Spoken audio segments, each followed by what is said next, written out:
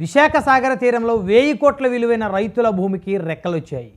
ఏడాది తిరక్కముందే double engine సర్కారు విశాఖలో భూదోపిడీకి పాల్పడిందనే ఆరోపణలు గుప్పుమంటున్నాయి. విశాఖలో న్యాయవాదులు మీడియా సమావేశం నిర్వహించి వివరాలు చెప్పారు.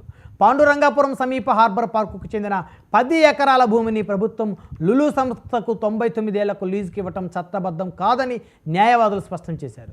ఇది ప్రైవేటు జిరాయితీ భూమిగా ఇప్పటికే కోర్టులో విచారణ జరుగుతుందని చెప్పారు. బాధితుల తరపున హైకోర్టు, సుప్రీంకోర్టు న్యాయవాది వాడపల్లి శివానంద్ మీడియాకు వివరాలు చెప్పారు.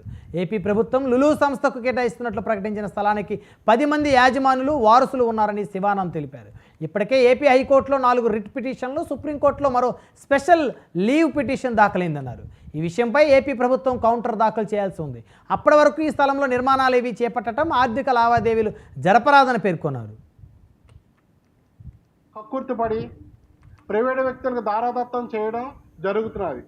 దానికే నిండు ఉదాహరణ రీసెంట్గా తేదీ 26/3/2025న గవర్నమెంట్ ప్రభుత్వం లూలు ఇంటర్నేషనల్ షాపింగ్ మాల్కి harbour park Pandurangapuram survey number 1011/A1A2 survey నెంబర్లో సుబ్బిరామరెడ్డి గారి గెస్ట్ హౌస్ పక్కన ఏకపక్షంగా భూమిని కబ్జా చేసి 13 ఎకరాలు కబ్జా చేసి అది గవర్నమెంట్ భూమి అని చెప్పి ఎటువంటి ఎంక్వైరీలు చేయకుండా ఎవరిని ఓపెన్ ఆక్షన్కి పిలవకుండా ఏకపక్షంగా